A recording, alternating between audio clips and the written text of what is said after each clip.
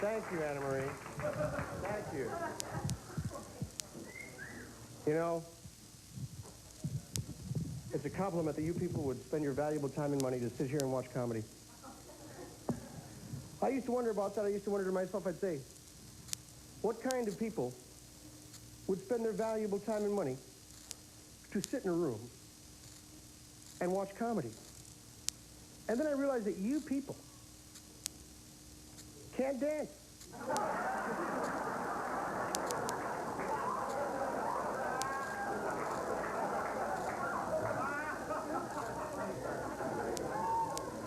I started out in the little clubs, ladies and gentlemen. You know the kind of place, second show, same audience, different owner.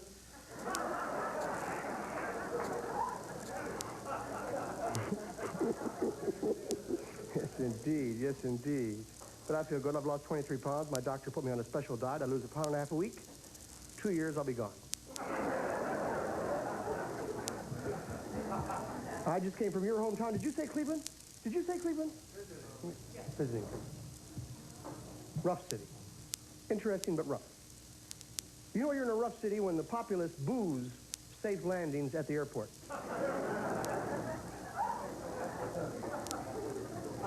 You can walk down the street in Cleveland and get thrown into a bar. That's happened to me, and I'm glad it happened because I had a great time in that bar. As a matter of fact, it happened to be Scar Night. So they gave me one. As soon as I got in there, it was great. True, I go with a lady from Cleveland, and we just celebrated our second anniversary. I get the stitches out Thursday. I haven't always been a comedian. I used to have a steady job. I worked for the Goodyear Corporation. I was a blimp folder. Now, you see that thing up in the air, and it's majestic looking, but what you don't realize, there's a whole crew of guys that have to get that damn thing back in the box every afternoon, you see. It's a thankless job.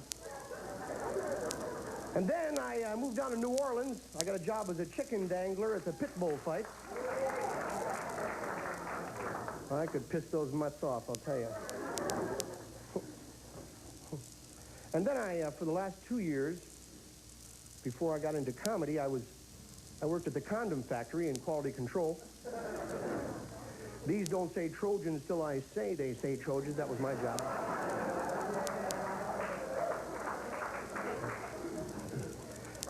Did you know that condoms have serial numbers on them, madam? I guess you've never had to roll one down that far.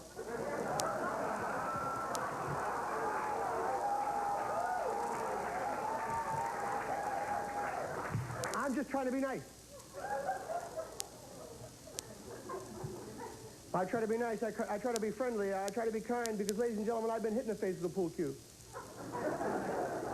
You can always spot a man who's never been hit in the face with a pool cue. They're pushy, aggressive, and rude.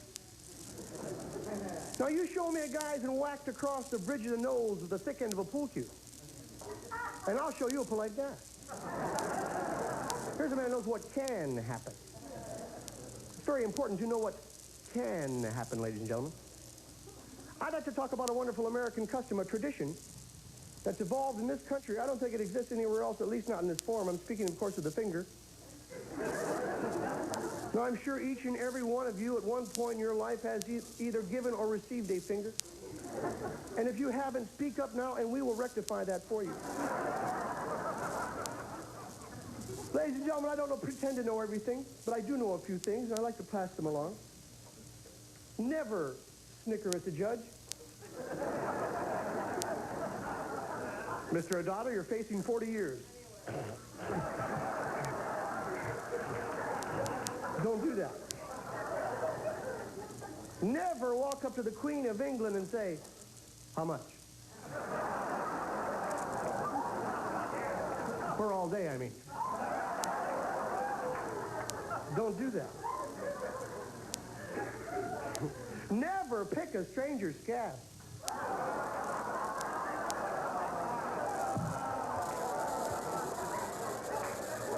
They hate that.